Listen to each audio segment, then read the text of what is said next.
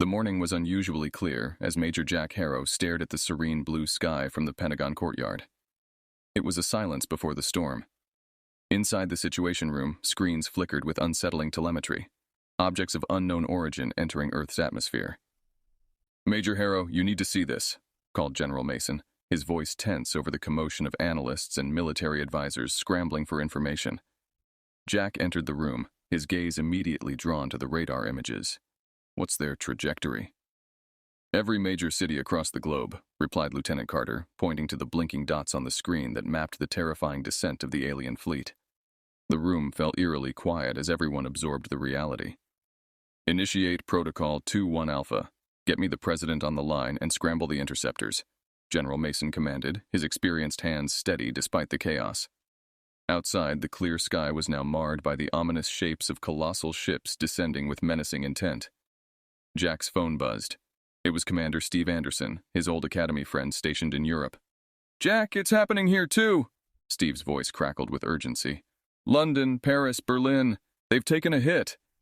"We're just about to engage, Steve. Stay safe and keep me posted," Jack replied, the weight of leadership grounding his resolve. In Washington, the air was suddenly filled with the roar of jet engines as squadrons of fighters took to the skies. Jack and General Mason joined the rooftop observers, watching the interceptors ascend towards the alien intruders. "General, do you think our conventional weapons will make any difference?" Jack asked, squinting against the glare of the afternoon sun reflecting off the sleek metallic hulls of the alien crafts. "We're about to find out," Mason replied grimly. The first missile salvo streaked across the sky, finding their targets with precision. But as the smoke cleared, the alien ships remained unscathed, their hulls emitting a pulsating glow that repelled the attacks. "It's like they're shielded by some sort of energy field," Carter noted, joining them on the roof. "All right, back to the drawing board. Carter, I need options." "Mason, let's coordinate with NATO and see if they've had any luck," Jack directed, his mind racing for solutions. As they re-entered the Situation Room, the screen lit up with a new message. It was from the alien fleet. A voice, cold and mechanical, echoed through the speakers. "Cease your hostilities. Your weapons are ineffective. Prepare for assimilation." "This is a declaration of war," Mason muttered, his eyes locked on the screen. Jack felt a surge of determination. "No, this is an invitation to fight back. We're not just going to roll over. Gather the team. We're planning a counterstrike." With that, Jack began organizing the response. Each move was calculated, knowing well that Earth's survival depended on their actions. The tension in the room was palpable, a mix of fear and adrenaline fueling their resolve. "This is our planet, and it's about time we defend it," Jack stated, rallying his team. As they pored over satellite data and intercepted communications, a plan began to form. A plan not just to survive, but to strike back with everything they had. The aliens had made a critical error, underestimating human tenacity, and Major Jack Harrow was ready to make them regret their bold move against humanity. As dawn broke over the smoldering ruins of what was once downtown Washington, D.C., Major Jack Harrow surveyed the damage from a hastily erected command center. Buildings were reduced to rubble. Streets lay in chaos, and the air was thick with smoke and despair. "We've got reports coming in from all over the globe, Major," Lieutenant Carter announced as he approached Jack with a tablet in hand, displaying a world map dotted with red. "Give me the rundown," Jack demanded, his voice steady despite the grim updates. Carter swiped through screens filled with data. New York, Moscow, Shanghai, all have faced similar attacks. The aliens deploy a kind of pulse weapon just before their troops land. It knocks out everything electronic. Jack clenched his jaw. "And our EMP defenses?" "Hit and miss. We saved some of the grid in Atlanta, but we need a better solution, and fast." At that moment, Sergeant Michael Davis, a veteran in urban warfare, joined them, his uniform singed and dusty. "Sir, we've set up perimeters around what's left of the city centers, but we're spread thin. These aliens, they're not just attacking, they're systematically taking over." Jack nodded. "All right, Davis, take Carter and reconvene with the engineering team. I want every available mind working on a countermeasure for that pulse weapon. It's time we adapt." As Carter and Davis hurried off, Commander Steve Anderson's face appeared on the screen, looking haggard but determined. "Jack, we've had some success with guerrilla tactics here in London. Hit and run, using the underground tunnels. How are things on your end?" "We're organizing a resistance," Jack replied. "We're thinking EMPs might give us an edge, but it's going to require a new strategy." Keep me posted, and Jack... Steve paused, his expression turning serious. Be careful. Jack managed a wry smile. You too, Steve. We need all the old guard we can get. The screen flickered off, and Jack turned to the task of rallying his forces. Throughout the day, survivors trickled into the command center, civilians, soldiers, anyone who had managed to evade capture or resist the alien forces. By nightfall, a motley crew of fighters had gathered, each driven by a shared determination. Jack addressed the crowd, his voice echoing off the concrete walls of their makeshift headquarters. Tonight, we stand together, not just as survivors, but as defenders of our home. We've been hit hard, but we are far from beaten. We will take back our cities, our homes, our planet. We start tonight. A cheer rose from the group, a sound of defiance in the face of overwhelming odds. With night as their cover, Jack led a team through the city's ruins. They moved stealthily, avoiding alien patrols, and reached an abandoned police station where they hoped to find arms and ammunition. Inside, they were not alone. A group of alien soldiers was already there, scavenging for supplies. Without hesitation, Jack signaled his team, and a silent firefight ensued. They were outnumbered, but not outmatched. The encounter was brief and brutal. Jack's team emerged victorious, securing not just weapons, but crucial intel from the alien equipment. We've got their comms equipment, Carter said, holding up a bizarre luminescent device. Maybe now we can start to understand their tactics and predict their next move. Jack nodded, examining the alien technology. Good work. Let's move out before they send reinforcements. This is just the beginning. As they retreated into the shadows of the night, Jack knew they had won a small victory in a much larger battle. But it was a start, and for now that was enough to renew their hope and harden their resolve.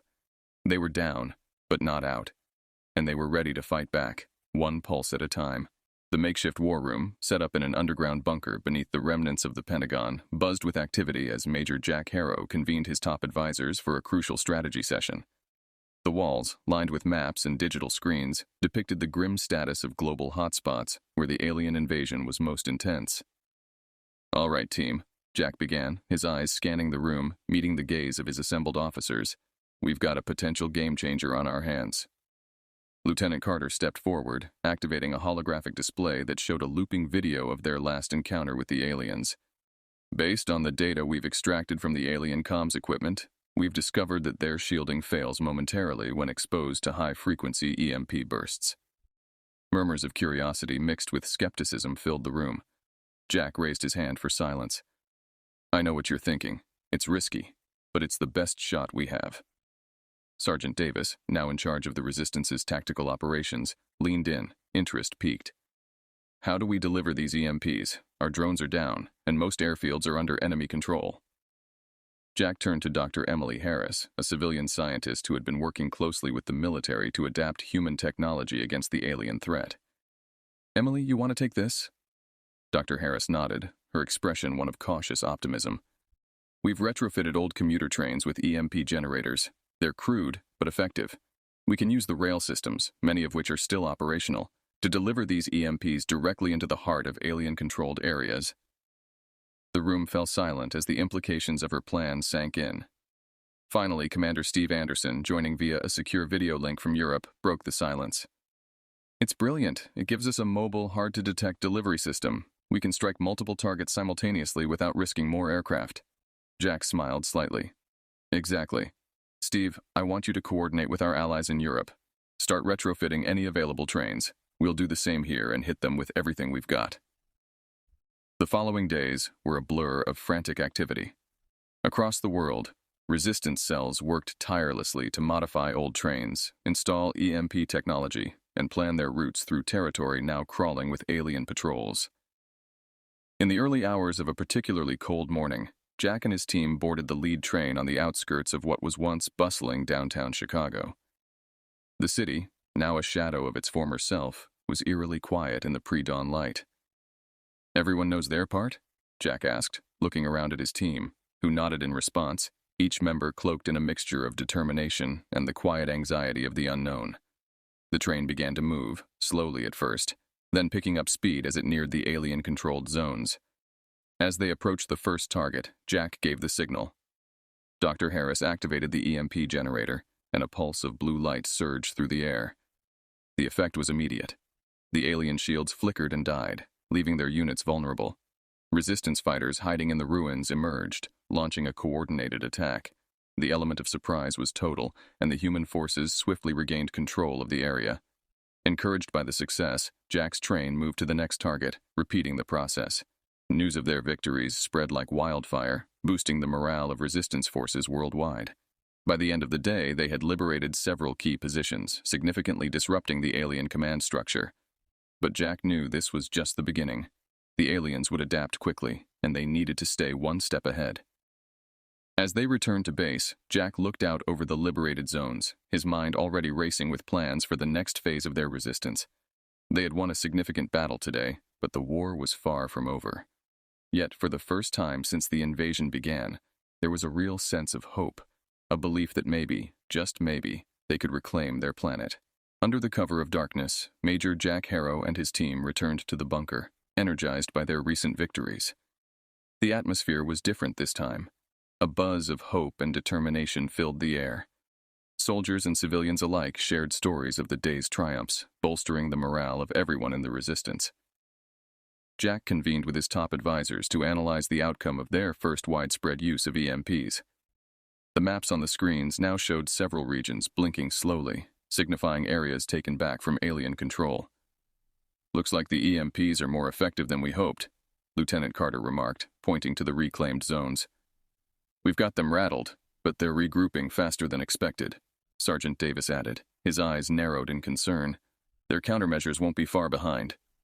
Jack nodded, acknowledging the challenges ahead. "We've shown them we can hit back. Now we need to capitalize on this momentum.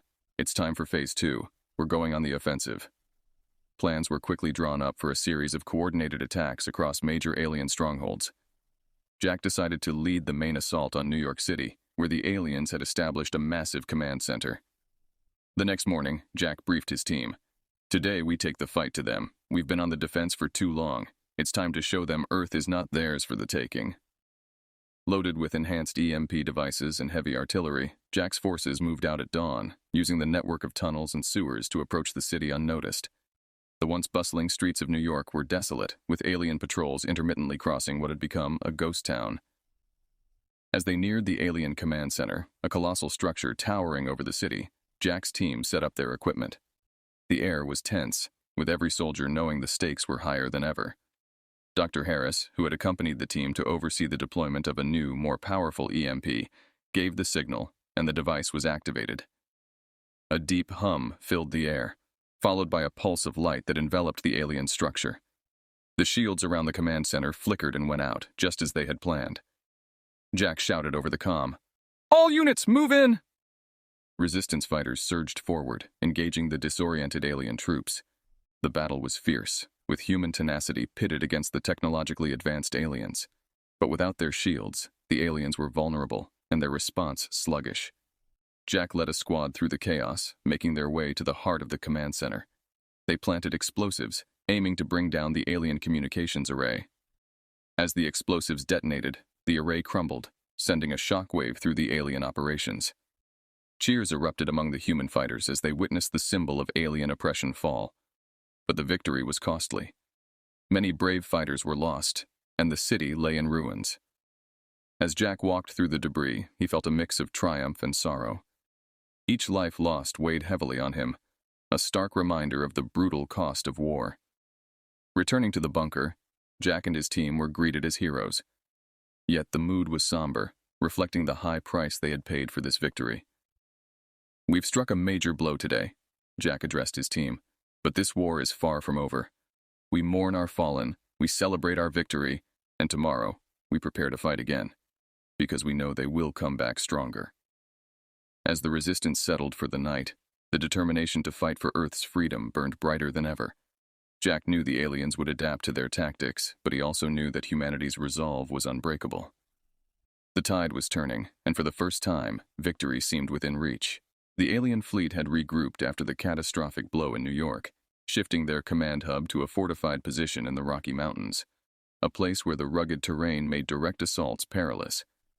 Major Jack Harrow, realizing the need for precise and critical intelligence, planned a covert operation that would require stealth rather than brute strength. In the dimly lit briefing room, Jack laid out the mission details to his select team of specialists, each a master in their own right of guerrilla warfare and espionage. "This is not like any operation we've conducted," Jack started, his voice steady and commanding. "We go in quiet, we get what we need, and we get out without a trace." Sergeant Davis, now a trusted field leader, looked over the maps detailing the alien perimeter defenses. "The terrain is tough, but it provides cover. We'll use the forest line for approach and maintain radio silence until we reach the target." Dr. Harris, who had been working on a portable version of the EMP technology, handed small devices to each team member. "These are still experimental, but they should disrupt any local alien tech long enough for you to get in and out undetected." The team departed under the cover of night, using a stealth transport to drop them at the base of the mountains. From there, they proceeded on foot. The air was crisp, and the natural sounds of the wilderness masked their movements. As they neared the alien outpost, the scale of the operation became apparent. Massive structures glinted under the moonlight, protected by energy shields and patrolled by alien drones. Jack signaled for the team to halt and whispered, "Davis, take point with the EMP. Harris, you're with me. We find their communication hub. The rest of you, provide cover and be ready for extraction." Davis nodded, moving forward to deploy the EMP. A quiet whir and then a soft blue pulse momentarily illuminated the area. The shields flickered and went down. The team slipped through the perimeter, their movements swift and silent. Inside, the alien technology was unlike anything they had seen before. Sleek interfaces and holographic displays filled the central hub. Jack and Dr. Harris quickly located the communication arrays and began downloading crucial data. "Their next phase, they're planning a massive counterstrike," Harris whispered, her eyes wide as the data streamed through her portable device. "We need that intel back at base now," Jack responded, urgency in his voice. They prepared to leave, but the sudden whir of returning power signaled the EMP's effect was wearing off. "Time to move," Jack commanded, and the team retraced their steps, dodging between shadows as the alien defenses came back online. They were nearly clear when a stray drone detected their movement, setting off an alarm. "Run!" Davis shouted as they sprinted towards the extraction point. Laser fire and the thud of heavy alien troops echoed behind them. It was a desperate race against time, but the team managed to reach the rendezvous just as their transport swooped in, barely avoiding the incoming alien reinforcements.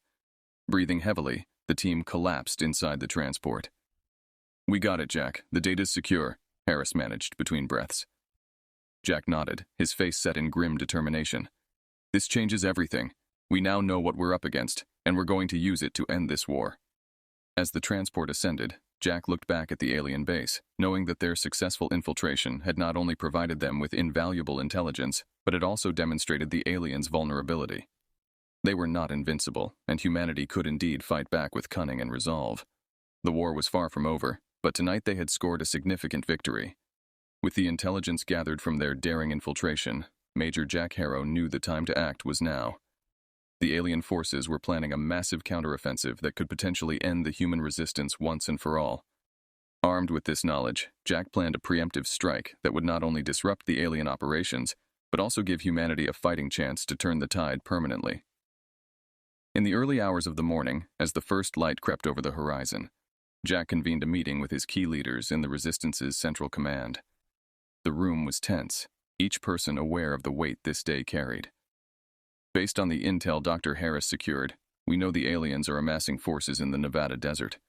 They're preparing to launch a series of kinetic bombardments that could wipe out our remaining strongholds," Jack explained, pointing to the satellite images on the screen showing alien activity. Sergeant Davis leaned forward, his expression grim. "So we hit them first." "Exactly," Jack confirmed. "We have a narrow window to strike before they're fully operational. We'll use everything we have: air, ground, EMP strikes, the works." The plan was set into motion. The Resistance mobilized all available units, converging on the Nevada desert from multiple directions. The element of surprise was crucial. The aliens had not expected the humans to attack with such coordinated precision and scale. As the Resistance fighters neared the alien base, Jack was in the vanguard, flying in a heavily armed stealth helicopter. Below him, the ground forces moved in, a mix of armored vehicles and infantry, all cloaked by the latest adaptive camouflage technology. Dr. Harris monitored the EMP deployment. EMP in 3, 2, 1, now! The landscape below them lit up as multiple EMP charges detonated, disabling the aliens' peripheral defenses and causing chaos within their ranks. Jack's helicopter swooped down, leading the charge as the ground forces breached the weakened alien defenses. Explosions lit up the morning sky, and the sound of gunfire and artillery filled the air. The battle was intense, with human forces pushing their advantage at every turn. Jack's team landed inside the alien base, fighting their way through to the central command. The resistance was fierce, but the humans were relentless. Amidst the chaos, Jack found himself face to face with an alien commander. The creature was imposing, towering over him with a menacing glare. Jack didn't hesitate. With a swift move, he used his combat training to disable the alien, knocking it to the ground. "Secure the commander!" Jack shouted as his team moved in to assist. This capture could turn the entire war, if they could hold the base. With the alien commander in custody and their base overrun, the alien forces began to falter. Jack called in for reinforcements, and within hours, the resistance had full control over the base. As the dust settled, Jack stood amid the ruins of the alien command center, the weight of their victory sinking in. They had not only thwarted the aliens' plans, but had also captured a key leader, which could provide them with critical information on alien operations. "We did it," Sergeant Davis said, coming up beside Jack, his face smeared with dirt and sweat but his eyes bright with the thrill of victory. "We did," Jack agreed, clapping him on the shoulder. "But let's not celebrate just yet. We need to secure this base and prepare for the next phase. They will retaliate." As the resistance set up defenses around the captured base, Jack sent out messages to all remaining human enclaves, spreading the news of their success and calling for unity and continued resistance. The battle had been won, but the war was far from over. Yet, this victory was a beacon, a clear sign that the aliens could be beaten and humanity could indeed prevail. Following their decisive victory in Nevada, the human resistance, led by Major Jack Harrow, consolidated their forces and prepared for the inevitable counterattack. The captured alien commander provided invaluable intelligence, revealing weaknesses in the alien coalition and their dependence on a network of energy sources scattered across the globe. Jack convened his top advisors in the newly established command center at the captured base. The walls were lined with digital maps and live feeds from various resistance outposts. "Our next move is to disrupt their energy grid. Without it, their operational capability decreases significantly. This is how we break them," Jack detailed the strategy. Sergeant Davis and Dr. Harris were tasked with planning the assaults on these energy hubs. Using the alien technology they had salvaged, they adapted human weaponry to specifically target and destroy these power sources. The resistance launched a series of coordinated strikes across the world.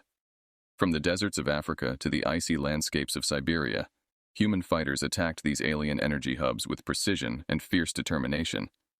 Each victory disrupted the aliens' ability to communicate and mobilize, causing visible cracks in their invasion force. Meanwhile, Jack led a special task force to the main alien headquarters located in what was once a bustling metropolis in Asia. The city was now a fortress, heavily guarded and fortified.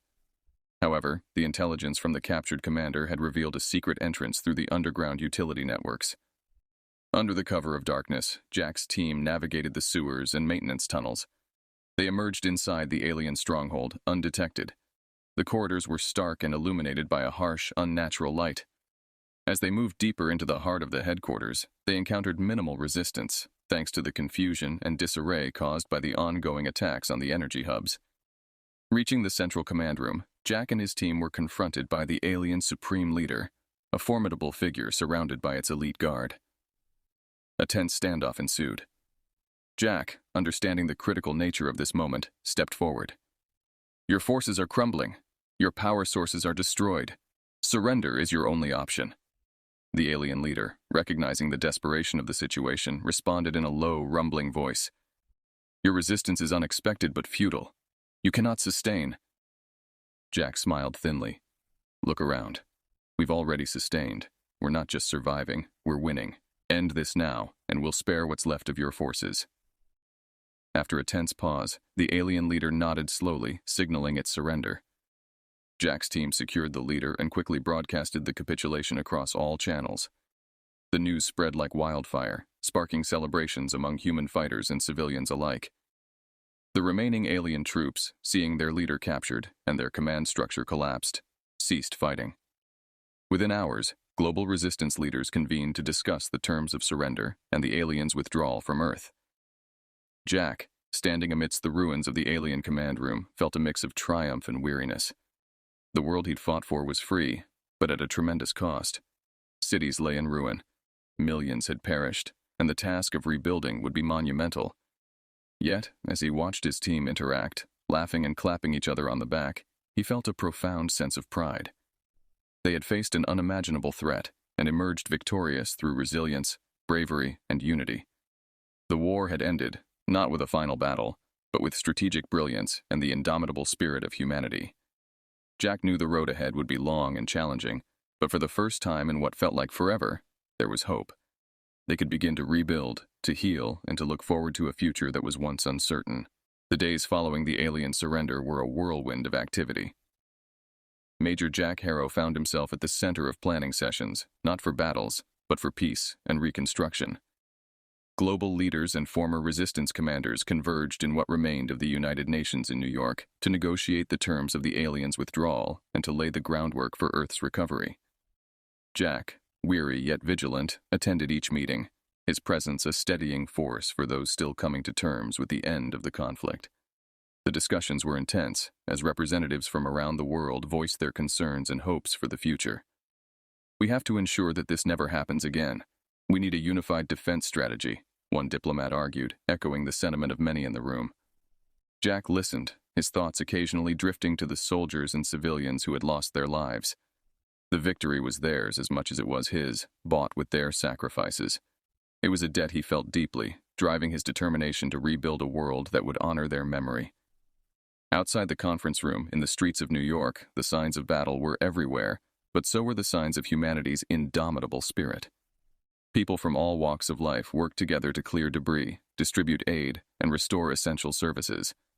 Despite the immense loss and the challenges that lay ahead, there was a palpable sense of hope and determination. One evening, after a long day of negotiations, Jack took a walk through Central Park, now a makeshift memorial for the fallen. Candles flickered in the twilight, each flame a testament to a life lost and a reminder of why peace had to last. As he walked, a young boy approached him, looking up with eyes that reflected the starlit sky. "Are you the soldier who saved us?" he asked, his voice tinged with awe. Jack knelt down, meeting the boy's gaze. "I helped, but it wasn't just me. It was millions of brave people, like your parents, friends, and neighbors. We all saved each other." The boy nodded, taking this in. "My dad says the world is going to be different now." "It will," Jack agreed, placing a gentle hand on the boy's shoulder. "But different can be good. We've got a chance to build something better." They stood together in silence, looking at the candles. After a moment, the boy handed Jack a small, homemade medal, cobbled together from scraps of metal. "For you, so you remember us." Jack accepted it, feeling the weight of it in his hand, light yet significant. "Thank you. I will never forget." Returning to the conference room the next day, Jack placed the makeshift medal beside his notes. It served as a reminder of why they were negotiating, so that no child would have to endure what this generation had. The final terms of the alien surrender were agreed upon, and a plan for Earth's reconstruction was laid out. It would take years, perhaps decades, to fully recover, but humanity was united like never before. As the last meeting adjourned, Jack packed away his papers, the small medal now pinned to his jacket. He looked around at the gathering of leaders, seeing them not just as representatives of their countries, but as partners in the monumental task ahead. Leaving the building, Jack took one last look at the city skyline, its silhouettes partially broken but standing resilient against the night sky.